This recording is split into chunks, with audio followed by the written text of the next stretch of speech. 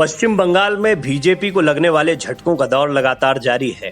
पूर्व केंद्रीय मंत्री बाबुल सुप्रियो और अब तक 5 विधायक, जिनमें भाजपा के राष्ट्रीय उपाध्यक्ष मुकुल राय भी शामिल हैं, पार्टी छोड़कर तृणमूल कांग्रेस में शामिल हो चुके हैं।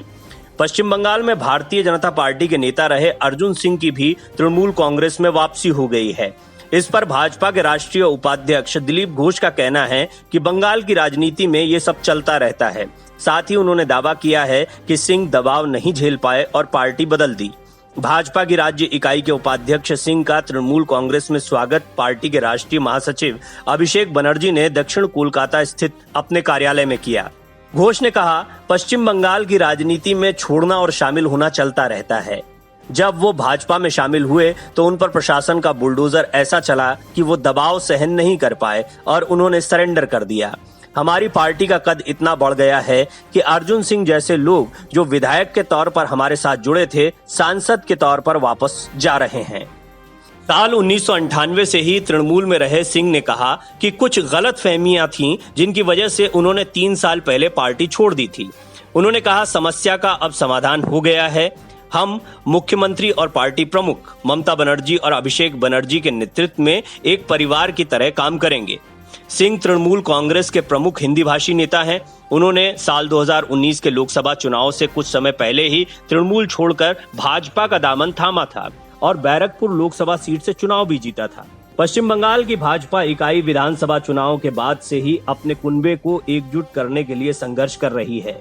पूर्व केंद्रीय मंत्री बाबुल सुप्रियो और अब तक 5 विधायक, जिनमें भाजपा के राष्ट्रीय उपाध्यक्ष मुकुल राय जैसे बड़े नेताओं का नाम भी शामिल है, पार्टी छोड़कर तृणमूल कांग्रेस में शामिल हो चुके हैं।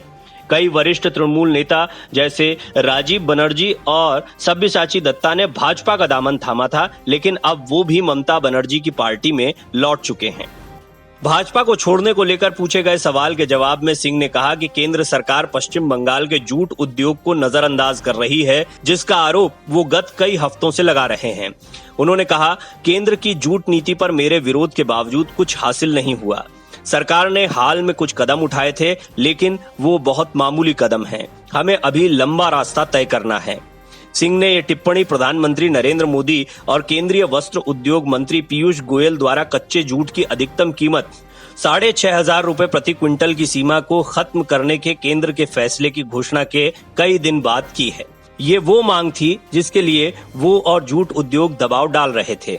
सिंह ने भाजपा की कथित अव्यावहारिक राजनीति की निंदा करते हुए कहा कि जिन लोगों को संगठन को मजबूत करने की समझ नहीं है, वो पार्टी चला रहे हैं। उन्होंने कहा, पश्चिम बंगाल की भाजपा इकाई को फेसबुक और वातानुकूलित कमरे की राजनीति से बाहर आने की जरूरत है। बंगाल में अगर आप अपना संगठन खड़ा करना चाहते हैं तो आपको सड़कों पर उतरना होगा, आम लोगों से मिलना जुलना होगा। उपदेश जारी करने से काम नहीं चलेगा। विपक्षी कांग्रेस और माकपा ने कहा कि ये घटनाक्रम साबित करता है कि भाजपा और तृणमूल कांग्रेस एक सिक्के के 2 पहलू हैं। माकपा नेता सुजान चक्रवर्ती ने कहा, पहले तृणमूल कांग्रेस नेता भाजपा में शामिल हुए, अब उल्टा हो रहा है। ये दिखाता है कि दोनों पार्टियों की कोई विचारधारा नहीं है और वो एक ही सिक्के के महज 2 पहलू हैं। इसी तरह की राय रखते हुए कांग्रेस की राज्य इकाई के अध्यक्ष अधीर चौधरी ने कहा, बंगाल में तृणमूल कांग्रेस और भाजपा की सांठगांठ उजागर हो गई है। Video desk अमरउजाला.com। डाउनलोड करें अमर उजाला ऐप और पाएं खबरें लगातार। अगर आप ये वीडियो YouTube पर देख रहे हैं तो हमारे चैनल को सब्सक्राइब करें और बेल आइकन को दबाना ना भूलें। अगर आप Facebook पर ये वीडियो देख रहे हैं तो हमारे पेज को लाइक करें।